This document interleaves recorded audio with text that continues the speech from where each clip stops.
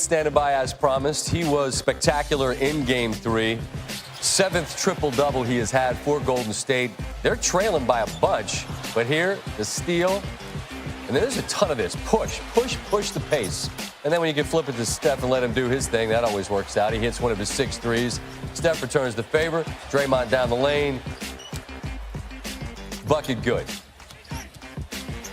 Let's run. Push.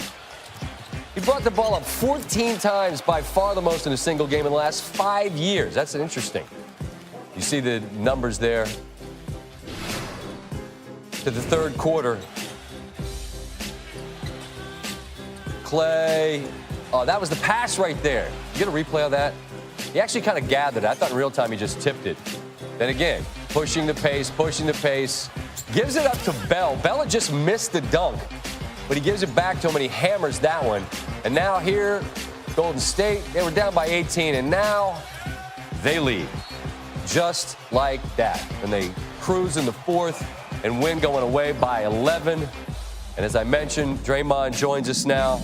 And I'm going to start with this, Draymond. Your head coach, Steve Kerr, said it's the best game he's ever seen you play. I wonder how you react to his assessment of that. It always feels great to get that type of praise from Coach. I just knew that it would be tough coming in here and, this very tough environment to win. I knew that team would be ready to go, and they got off to a great start. So I just wanted to kind of take it upon myself to push the pace and just bring whatever I could for the team so we could get a win. That's exactly what I had written down here, pace. You were pushing the pace. So that was the thought in mind. Why? Was it because you thought they were tired, or just because you thought that gave you your best chance? What was the reason? I just thought that gives us our best chance. It doesn't even necessarily mean push the ball to get a shot every time, but if I can, do my job to put those guys on their heels, then it'll allow our guys who really scored that basketball, Clay and Steph, to take over the game. So, they're in that first half, they had everything going. And, a team, when they score like that, they usually tend to relax getting back on defense. And so, just try to take it upon myself to get the pace where we wanted it, because I know when we're playing at that pace, we're tough to guard and very tough to beat. This might sound silly, but we just saw that bucket right before the end of the first half. There's like 4.4 on the clock. You get it, and again you push, and you get a bucket. Can that, going into the locker room, even though it's just 2 points, be the kind of thing that just gets a little bit of a hand clap and a little bit of, all right, fellas, look, it's our quarter coming up next, or am I reading more into what that one basket is worth? I think that's a huge basket. It may not seem like a big difference of, going into the locker room down 13 as opposed to 15, but it is. And so, and I think it was also a momentum shifter for us. Although it may not have seemed that way because they were still up 13, it gave us a little confidence, it gave us a little hope. And we came out, started that second half the same way we finished it. You know what's interesting, man? I'm just thinking back over the last few years, and it was you in Cleveland all the time, and obviously it's you in Houston all the time, and obviously you're an emotional player and a passionate player. But you don't have any beef with Portland really much through the years, it doesn't seem like, and there's not a whole lot of talking going on. Like, is it different when there's not, like, history where you look at the dude across from you and there's, like, built-up hate and grudge? You know what I'm saying? Like, it doesn't feel like there's any beef really between you guys, you and Portland. I don't think there's necessarily much beef, but this is a ball club who, since I've been in the league, we've been going back and forth with and going at it with, just because, they have two guys who can really fill it up. And so it's not necessarily that it's that much history, but I think this may be my third time playing them in the playoffs. And so, it's regardless of who you're playing, whether it's Houston, Cleveland, or Portland, whoever it is, it's going to be a tough series. And so I just try to take it upon myself to bring that same energy no matter what, no matter who we're playing, because at the end of the day, the goal still remains the same no matter who's out there, and that's to get to the NBA Finals and try to win another championship. No, I understand that. It just feels like there's less talking going on to me. Now, you talk about energy. As I watch Dame Lillard, it seems to me that gas tank is pretty close to empty. Do you sense that he and his team have hit a wall of sorts, especially coming off a 7-game series against Denver?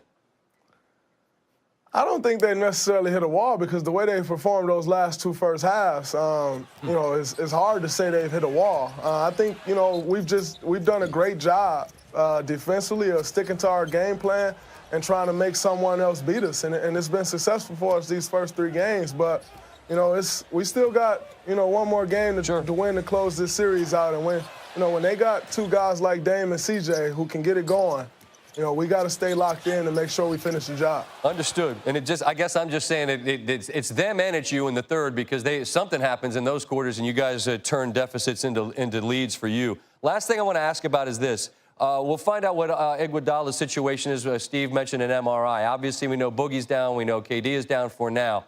How much that you've seen out of these bench guys and the roles they've got and the minutes that they've provided for you, is the confidence growing that they can help you all absorb the losses for however long they might be if those guys are out?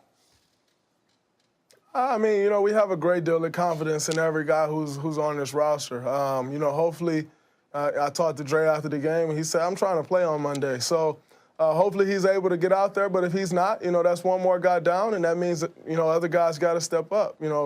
Similar to Kevin, there's not one guy that's going to bring what Andre brings to this team, so it'll have to be a collective effort of all of us being locked in and bringing, the type of energy and focus that it takes to win a road playoff game and more importantly, a closeout game.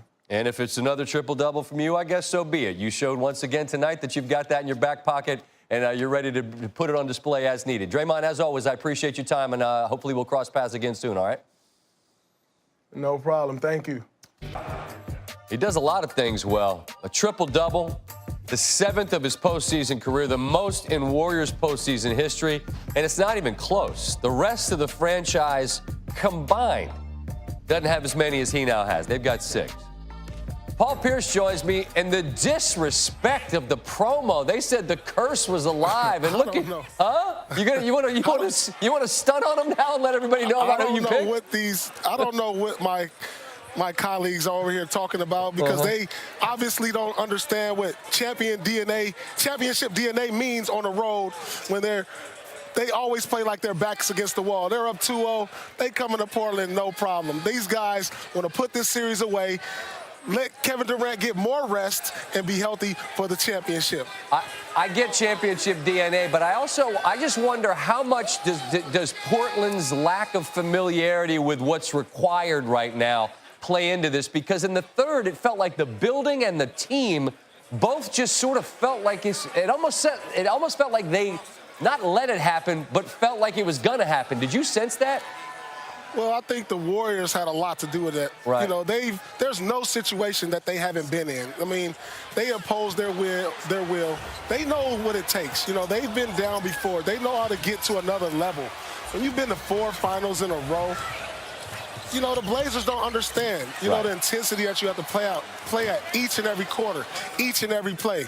They just look like a team who is mentally broken. I mean, I saw that at the end of the third. I mean, Draymond just kept pushing and willing his team, and, Dame could never really get it going throughout, not only today, but throughout the whole series. And, this series is pretty much over. Well, yeah, no one's ever. I don't see this going back to Golden State. Yeah, no one's ever come back from this hole. You mentioned Dame, and I mean, at one point it's more turnovers than field goals in this series, and he is a great in this league. We know that. We know what he's capable of. Yes. What explains his lack of production thus far in this series to you?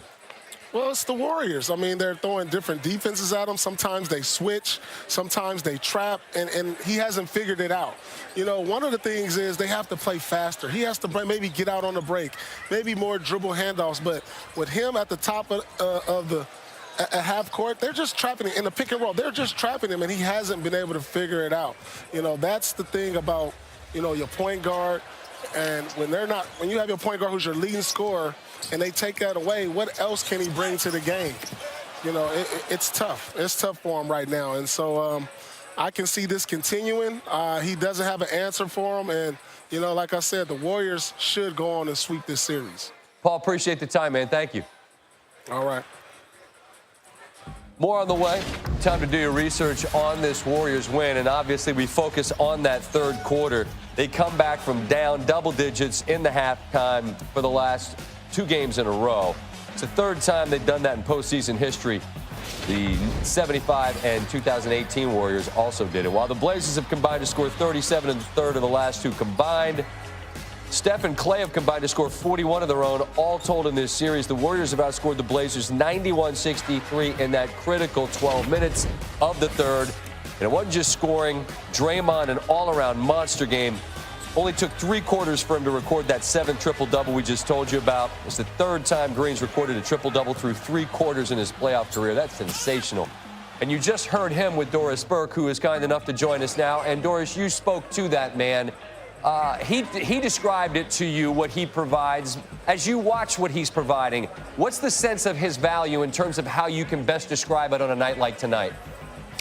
You know, I had a San Antonio game earlier this year with Golden State, and Greg Popovich was absolutely adamant, Scott, that Draymond was the key on both ends of the floor, and he said people don't understand what I'm talking about and the level to which I'm speaking of. Right. And it's, you know, how about the point at which Jordan Bell misses the dunk and he goes right to him? Like, that's great leadership because that kid's young.